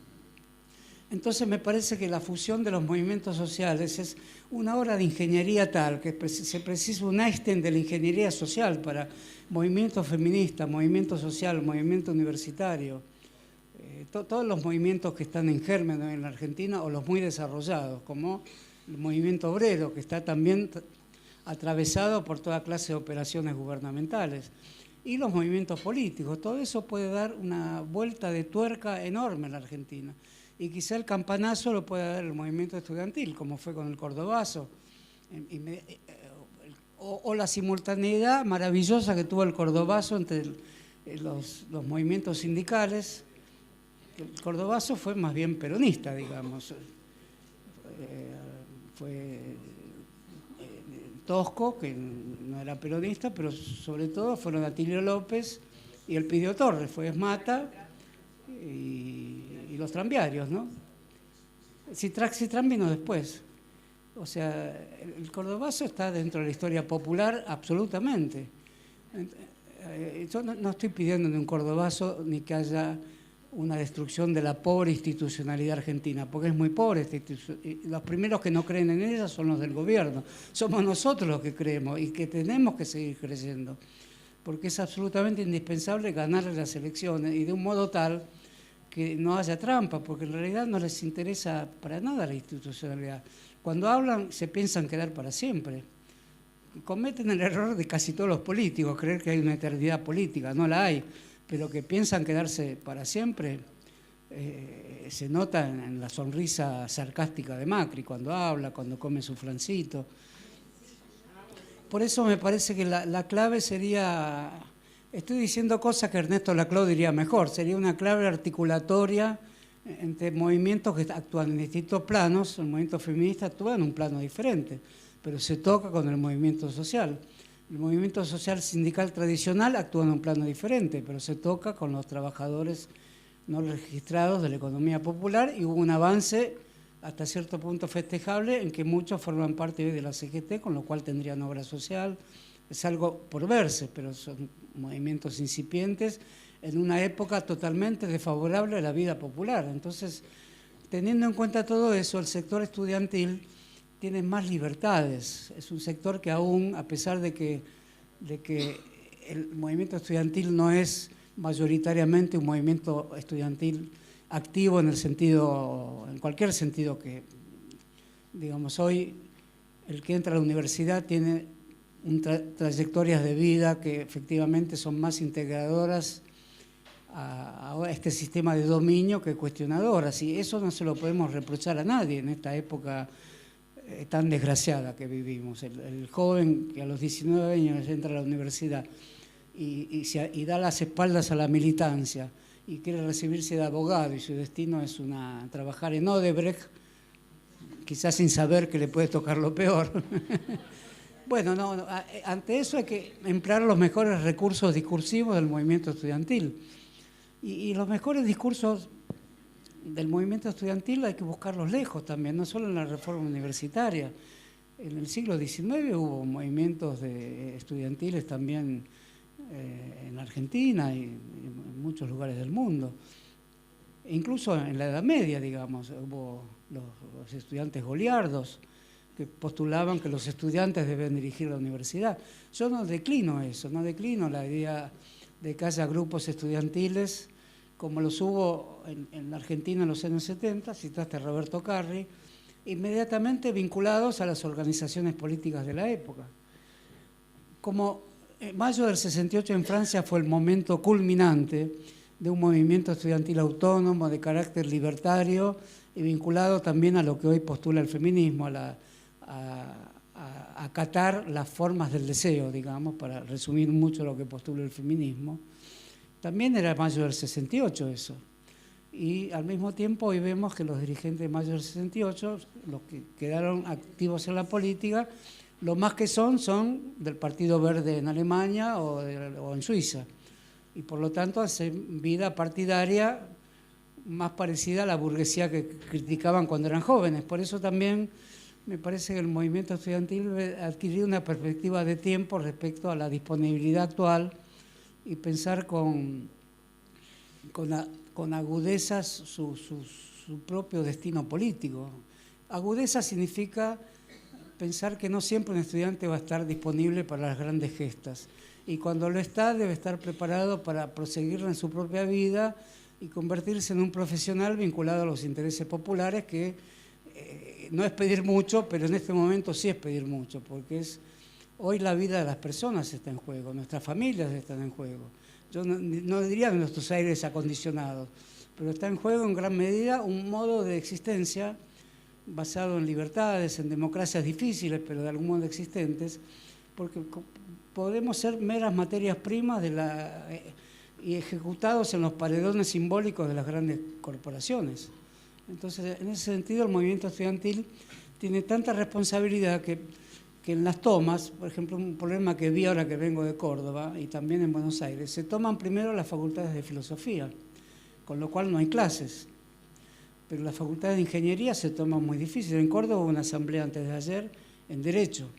¿Y qué votaron los estudiantes? No tomar la facultad. Porque son estos estudiantes. Uno no puede decir pequeños burgueses, quieren recibirse. Entonces también me da la impresión de que las facultades de humanidades primero tienen que mantener su tradición. Por algo alguien elige las humanidades, se arriesga a elegir eso. No es cualquier elección de vida. Ese riesgo tiene que ser un riesgo también sensible hacia los que no se arriesgaron. Entonces tienen que hacer una tarea que puede implicar demorar la toma de filosofía. Si filosofía no va a tener clases, y los de ingeniería estudian, los de derecho estudian, los de arquitectura estudian, aunque menos, porque también arquitectura es una carrera medio técnica y medio artística, entonces también hay más sensibilidades políticas ahí. Lo que quiero decir con esto es que tiene que haber un movimiento estudiantil renovado, diría filosófico también, filosófico-social, bebiendo las fuentes del movimiento estudiantil argentino y mundial, latinoamericanista sin duda, porque la reforma lo fue, defendiendo la gratuidad que se obtuvo con el peronismo y hoy parece ser lo que está en peligro, y defender las universidades, las 60 universidades que hay hoy en el país, que son en primer lugar una apuesta social enorme, que el macrismo rechaza. ¿Por qué va a ser doctor un muchacho de Florencio Varela, provincia de Buenos Aires? O alguien que vive en la penumbra del bosque chaqueño. ¿Por qué tiene que recibirse de abogado? Eso piensa el macrismo. Entonces hay algo del viejo progresismo que encarnó el kirchnerismo, que también hay que respetar, porque las universidades del conurbano son universidades jóvenes que dan destellos, como Rinesi, por ejemplo, pero dan también mucho CONICET y dan también el deseo de progreso en la vida, que ningún movimiento estudiantil debe anularle a nadie. Entonces, eso también me parece que hace la complejidad de este momento.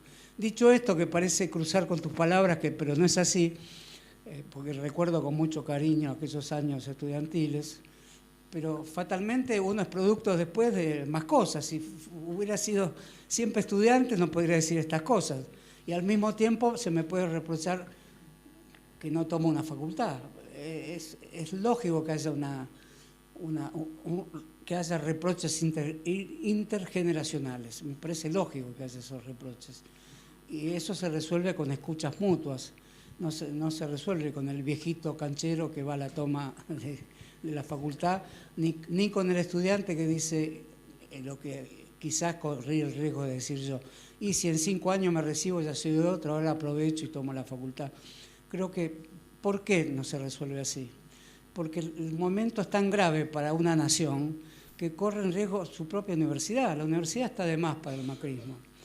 Entonces hay que demostrar que no estamos de más para el pueblo argentino también, porque el pueblo argentino, sean o no deficientes las encuestas que hay, una porción importante que también dice, ¿para qué vienen estos intelectualoides?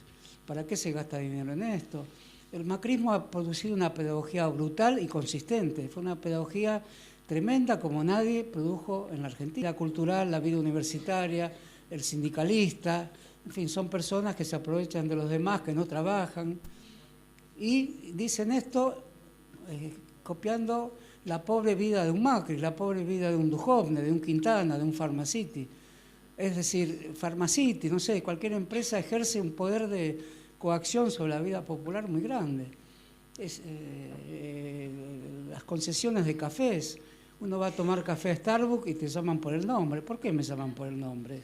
Como en la televisión, como si nos conociéramos en esa inmediatez infinita. La universidad tiene que destruir la inmediatez televisiva, donde parecería que no hay grandes artefactos, que no se entra con controles, que no se tiene que poner casi la huella digital para entrar a un canal, que hay más vigilancia que en una comisaría, en un canal, pero parecen todos Enriquito de acá, Josecito de acá, que se conocen de hace años, son todos amigos. En Starbucks te preguntan el nombre para darte un café a vos, que te llamás José. Horacito, acá tenés tu café. Es decir, esa falsa inmediatez es el nuevo capitalismo que crea la falsa inmediatez de vamos todos juntos, es el macrismo. Entonces el mundo es mediatizado, tiene más razón Hegel que el neoliberalismo. Hay mediatizaciones en el mundo, tenemos que respetarlas. No nos conocemos todos, no somos amigos todos. No anulamos las relaciones de clase, las relaciones de desigualdad. Y si somos las que trabajamos para anularlas, tenemos que imaginar que eso es una mediación muy fuerte en nuestras vidas. Estamos mediatizados por instrumentos técnicos, por niveles de goce, por niveles de usufructo de tradiciones familiares que pudieron darnos mayores posibilidades que otros. Todo en la televisión se anula, en el macrismo se anula. La televisión en ese sentido es el macrismo, te reciben como si fueras un conocido de años, y son todos personajes que están fuertemente mediatizados con mediatizaciones que se ocultan, es el poder de la televisión. Si parece tan fácil, entré, tenía ganas de decir algo y me senté con Fantino a comentar no sé qué cosa. Parece que todos pudieran entrar libremente. Entré, estaba Mirta Legrand y me puse a comer con ella y pude hablar libremente. No, son los lugares donde se ejercen los poderes más destructivos y donde alguien que va ahí es donde más se despoja de lo que supuestamente cree que es un nido de conciencia último. Es ahí donde no sos vos, ahí sos otro. Recién cuando salís a la calle te sacás la respiración, te secás la frente y decís, puedo respirar por fin tranquilo, en un lugar anónimo que es la calle, mientras que en la televisión la forma opresiva consistía en decirte, Horacito, decime lo que pensás, ayudarnos a pensar. Bueno, la universidad tiene que pensar todos esos problemas, la falsa inmediatez del mundo macri, televisivo, e incluso la falsa inmediatez de las comunicaciones por internet también. Incluso pensar el modo en que se actúa escribiendo mensajes de internet, no siendo trolls, escudados en identidades ficticias. Todo eso me parece que no incluye en este programa una crítica a la renovación tecnológica, incluye una crítica al modo en que la renovación tecnológica se entromete en crear una falsa inmediatez en el mundo. Creo que el movimiento estudiantil, por eso me parece bien tomar la facultad, lo que hay que cuidar es que no sea solo las facultades más propensas a producir un acto que parece un acto menor y hoy no lo es. Tomar una facultad para el macrismo es un acto de guerra casi. Entonces, me parece que en eso hay que lograr la compañía de las facultades centrales, las que definió Kant como centrales: medicina, derecho, teología. Esto último no ocurre, pero eso hay que tenerlo en cuenta, me parece, ¿no? Me parece que fui un poco duro con vos, disculpame. No, disculpame, yo he tomado facultades.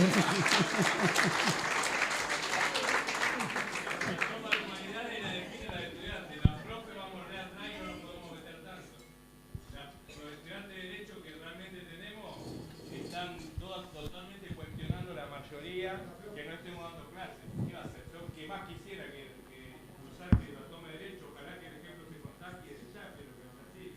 Si no se da clases, será por la decisión de los propios que no damos clases. No, tenés razón.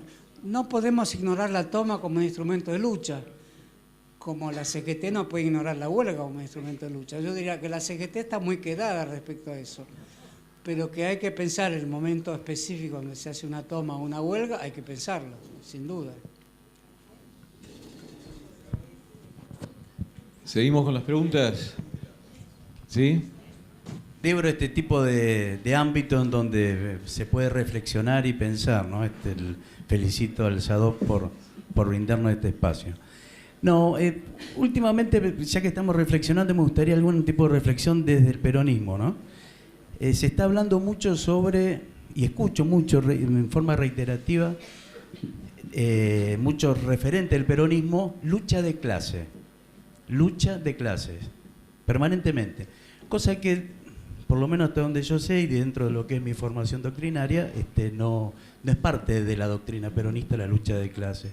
Después también sobre el repensar el capitalismo y qué es el capitalismo hoy, ¿no? Me gustaría algún tipo de reflexión sobre eso, si hay algún tipo de repensar la doctrina peronista o hay algún tipo de equivocación en cuanto a cómo tenemos que actuar dentro de la doctrina peronista. ¿Se entendió, no? Sí, entiendo perfectamente, pero te pregunto, ¿a qué peronista escuchaste hablando de lucha de clase últimamente? Yo no escuché a ninguno. No, en realidad tampoco las izquierdas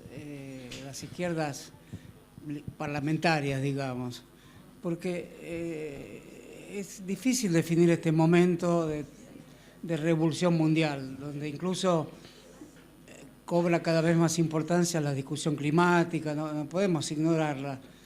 Es cierto que no es la discusión principal, pero hay una discusión en torno a los recursos naturales y tanto la hay que se imaginan nuevas guerras científicas o guerras comerciales en torno a los recursos naturales y muchos explican lo que ocurre en Argentina como el último grado de destrucción de una empresa que no es enteramente argentina como Techin, aunque nació en Argentina, que es una de las pocas en el mundo que produce los caños necesarios para las grandes explotaciones petrolíferas.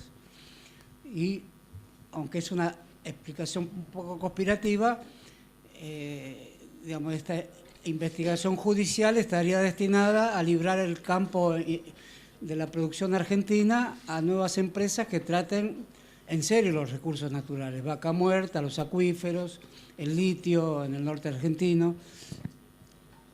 Son especulaciones. Nuestra vida no está hecha de especulaciones tan altas, pero que tenemos que tenerla en cuenta.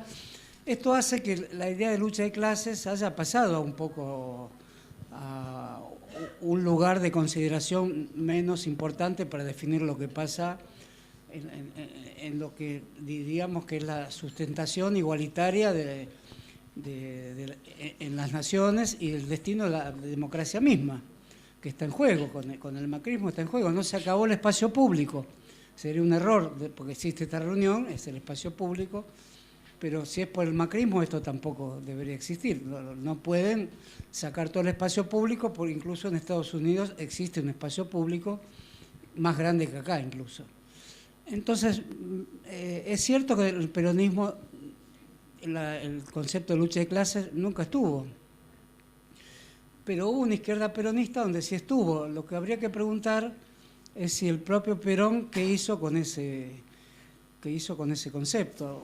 Una cosa es el Perón en el Estado y otra cosa es el Perón en el exilio, donde ese concepto no lo adoptó, pero tampoco lo rechazó. Interpretación de la vida doméstica, de la economía familiar. Habría otras clases, y esas clases se definirían por cómo se produce la convivencia entre hombres y mujeres y cómo se produce el tipo de actuación de las mujeres en empresas, en la vida laboral, y cómo se produce una economía vinculada a mujeres que trabajan. Entonces, eso ya no es lucha de clases. Si se consulta el feminismo, es un movimiento mundial importantísimo, que va desde las mayores actores de Hollywood hasta las chicas más pobres de la Argentina.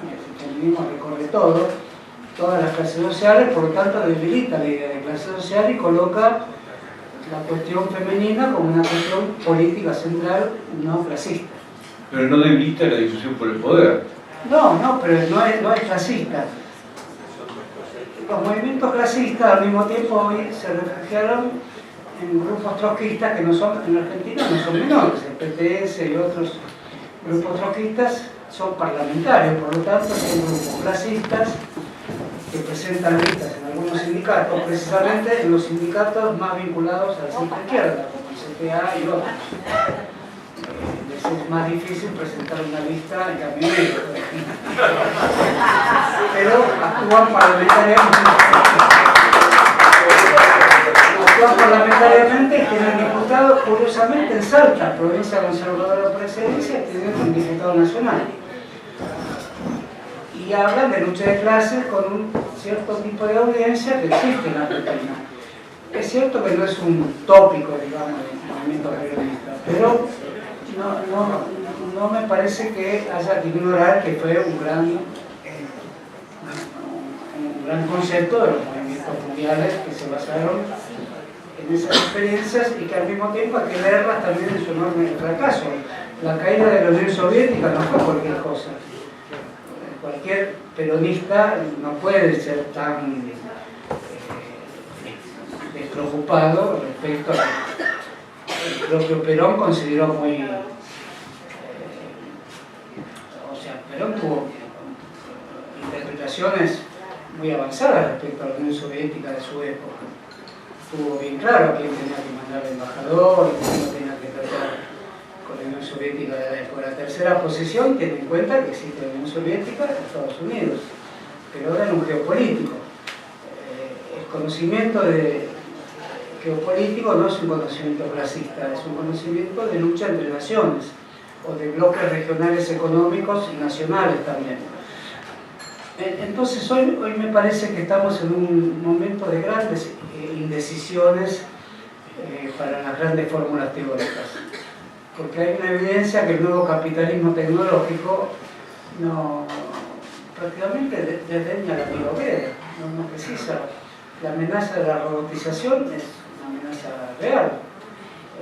La maquinización del trabajo, la flexibilización laboral hace que no existan más clases. Existen los que trabajan, incluidos, y los excluidos, que cada vez más caen y apenas tienen una frazada para dormir en la calle que les tira a algún vecino o el último órgano gubernamental que se dedica a eso.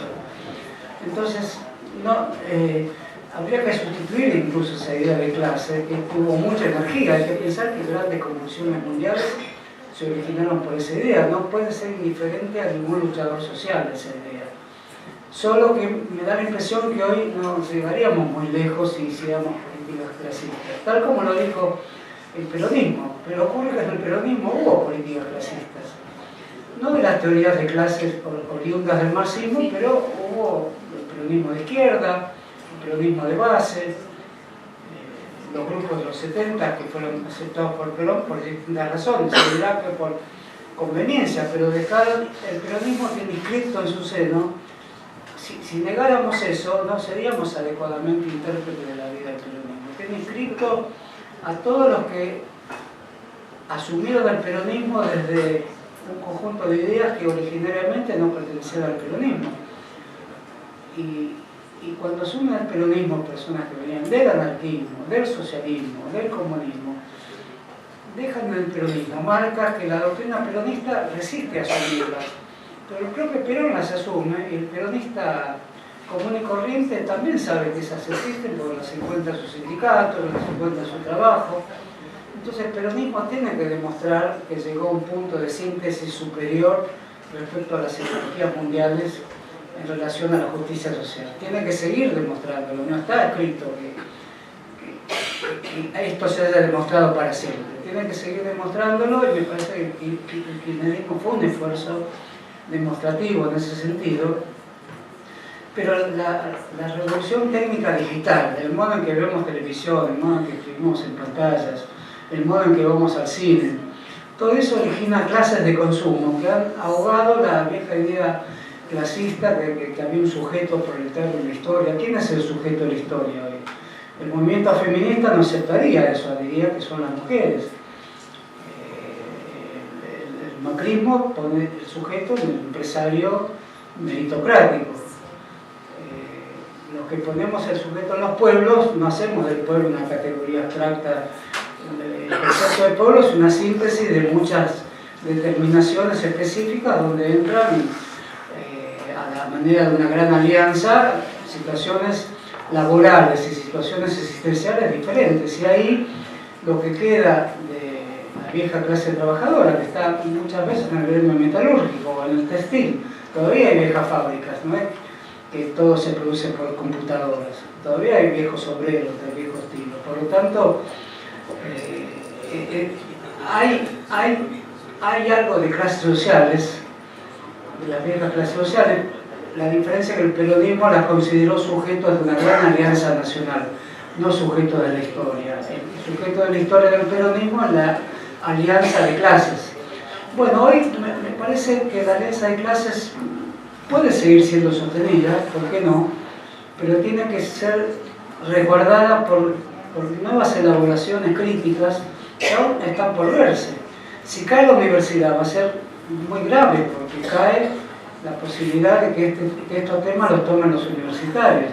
Si caen los grupos intelectuales autónomos, va a ser muy grave. Si caen los gremios vinculados a la educación, va a ser más grave aún, porque de reuniones como esta salen estos pensamientos, estas preguntas, que no sé si respondo bien, pero me parece que es un mundo en tránsito, pero frente al abismo, no es un tránsito a un mundo mejor, como tantos profetas han anunciado. Es un mundo muy agrio, muy injusto, donde lo que se llama justicia está para perseguir personas y no para elaborar la forma equitativa de la existencia. Entonces es un mundo muy justo. Si desapareciéramos, no, como dice Cristina, si cayera un rayo acá, no es verdad que otros la pasarían mejor. Cae buena parte de lo que es la memoria de la nación argentina.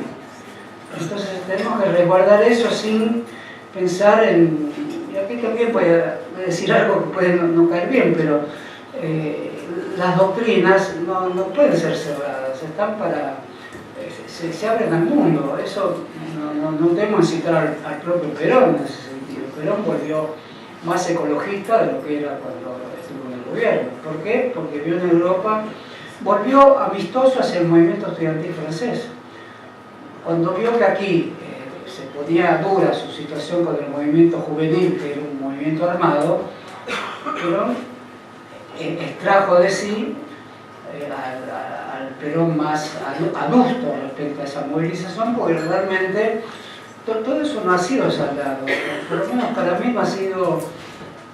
Perón llamó una movilización, a la desmovilización, en el 73 cuando llegó. Y los grupos armados no aceptaron la desmovilización. ¿Debían hacerlo o no? Ese es un tema muy fuerte en la historia argentina. Es muy fuerte ese tema. Porque la respuesta fácil debían hacerlo. Porque la máxima expresión, el nombre que esos grupos tenían, llamándose a sí mismos peronistas, obligaba a aceptar la idea del que daba nombre a toda la experiencia.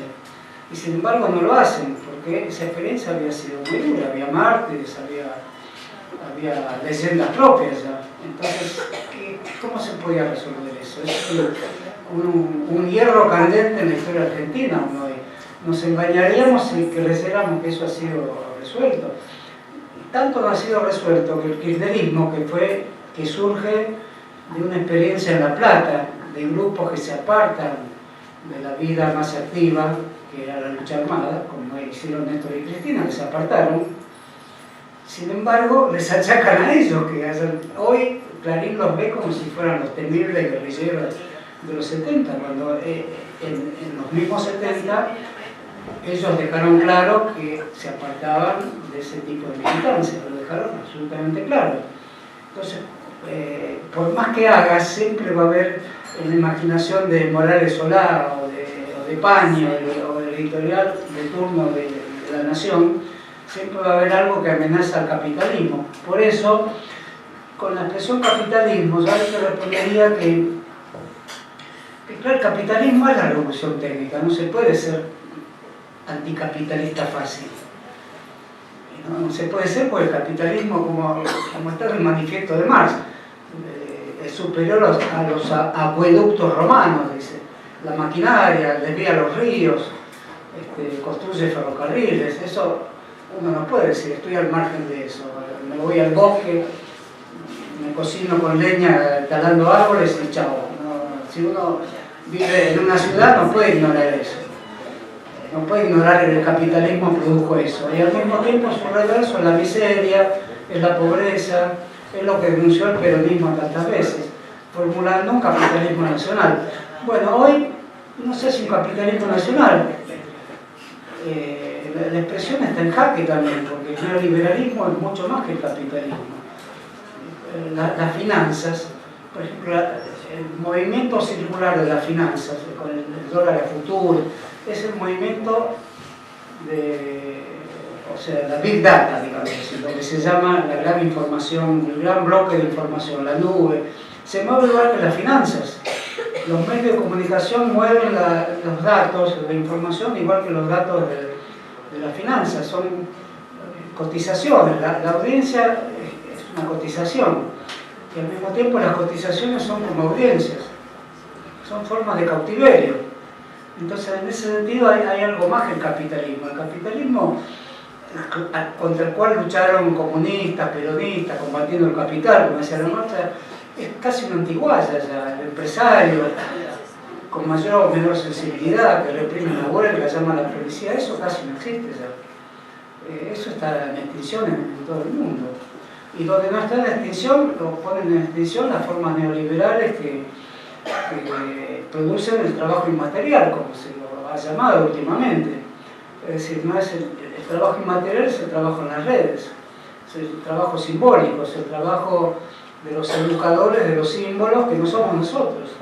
Son otros, incluso se ponen otros nombres e inciden en la opinión pública con nombres fraguados. Entonces eso es como un capitalismo libidinal, ya es un capitalismo informático. Y ahí sí yo pondría la palabra capitalismo informático como un mal de la civilización, no el viejo empresario protestante de los tratados, los grandes tratados de Max Weber, que creía que se salvaba haciéndose rico. Que eso es el estudio de Max Weber, ¿no? Que dice que el capitalismo no es que quiera acumular de por sí, ¿no? El empresario lucrativo no existe, quiere ganar dinero porque es una señal de salvación, o sea, una cuestión teológica en el capitalismo. Hoy, ¿qué cuestión teológica? Háblenle a Macri de alguna cuestión teológica, evidentemente va a huir hacia su flanco. Discúlpeme, doctor, meter a mi flanco no puedo responder a su pregunta. Sé que no respondo a tu pregunta, pero me parece que es un gran debate y quiero expresarlo así, entusiasmado por esta audiencia y esta gran...